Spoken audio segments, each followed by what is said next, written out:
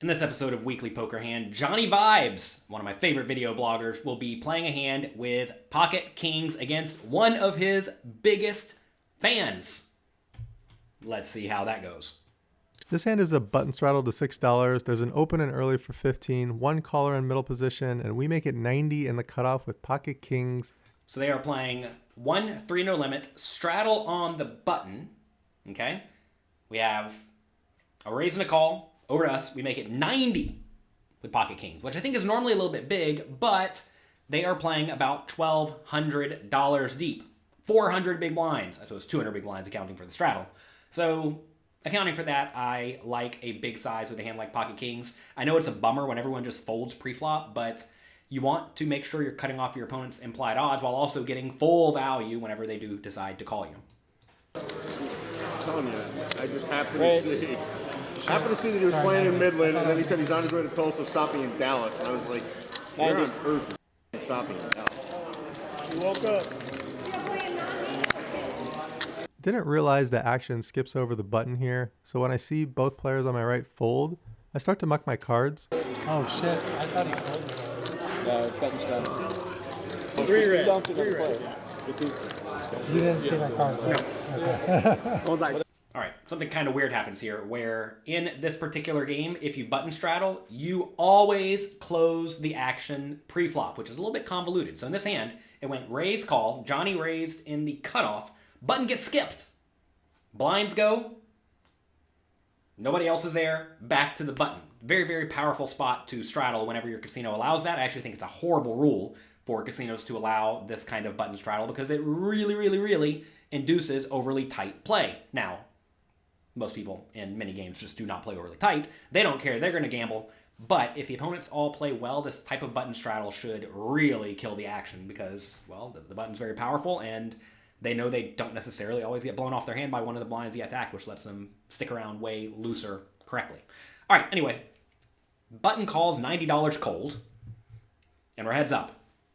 I'm about to make it long. Let's go. I was like, Oh, I God. didn't think that you had cards. Sorry. Being kind of like, I was also like, this is the vlog. I need a perfect vlog. The button ends up making the call mentioning that he needs some help. On the flop, we continue for $50. Normally, I like a larger bet on this board texture, but I'm factoring in pre-flop speech play here and sizing down to get calls from all his weak holdings. When he decides to raise, I'm now regretting my small flop sizing. Let's slow down here with the $50 bet into the $214 pot. So normally, I don't mind the small, or I think I don't want to, what am I trying to say here? I don't want to make a small bet on this very coordinated board with a jack and a 10 on it, because if you think about any sort of reasonable range to call a $90 pre-flop raise, playing 1-3-6, it should be a lot of good, strong high cards, right? And on a board like Jack 10X, it's very, very easy for your opponent to have some sort of straight draw, flush draw, etc. Like right here, say your opponent does have ace queen or queen 9 suited or king 9 suited even. You really don't want to bet $50 into the $214 pot because they can reasonably call in position knowing they're going to realize their implied odds very, very well. So I think you want to make it a little bit bigger. Now, if you think your opponent is literally insane and loose and splashy and is going to call with all sorts of junk on the button because they want to make the video blog, I mean, maybe betting small makes some sense because then your opponent's going to have a whole lot of absolute nonsense in the range. But I don't think all that many people are calling $90 with total nonsense in most scenarios when playing 1-3-6. Although I could certainly be wrong about that. So we have a small bet and then the opponent raises it up. It is worth noting whenever you bet small, you are way more likely to get raised than if you bet big. A lot of people will view this small bet as a standard continuation bet with your entire range, which contains a lot of unpaired hands, and they will attack it. Now, will the guy who is friendly with you, who wants to make the video blog, who is taking photos with you before the game, will this type of player put in a raise with nonsense? I don't know. But on this board, Jack 10-3, it's really, really, really easy for him to have a draw. He could easily have, I mean, who knows, maybe he has even ace-king, like ace-king of diamonds, ace-king of hearts, king-queen of hearts, king-queen of diamonds, right? I realize we blocked the other two kings, so king-queen offsuit's not all that likely. But it's pretty easy for the opponent to have a good but non-premium hand, because in reality, we only lose to jacks and 10s and 3s and jack 10, right? Which is kind of unlikely. So anyway, facing that action, let's see what Johnny does. Since I bet so small, I think his raise can contain more bluffs.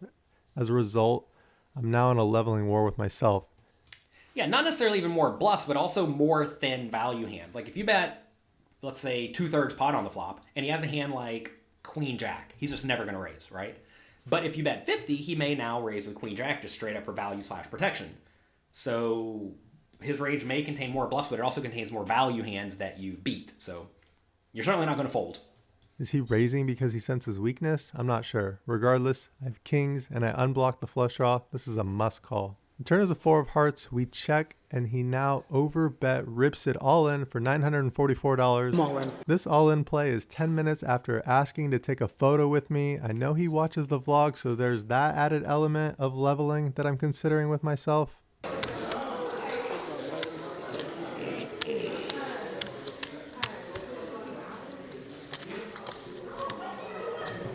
You don't really seem like you're bluffing.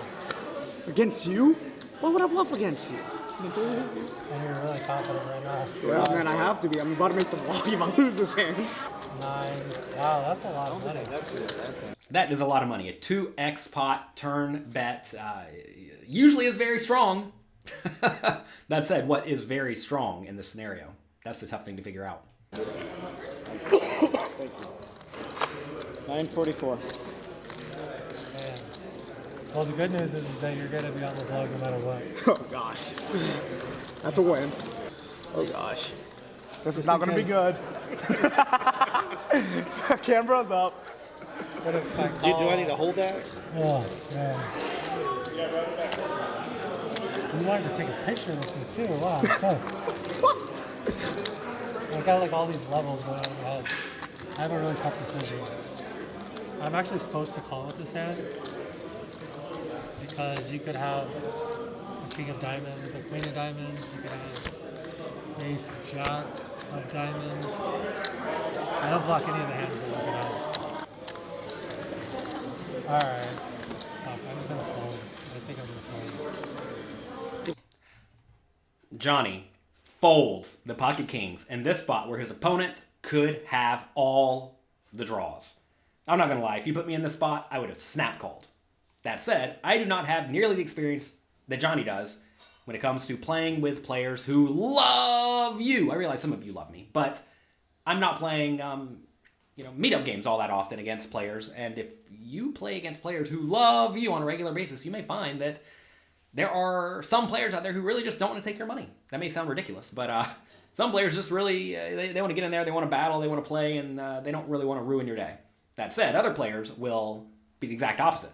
They will love you, and they will really want to ruin your day, because that would be a crowning achievement in their life. So look, in this spot, I would have found an easy call.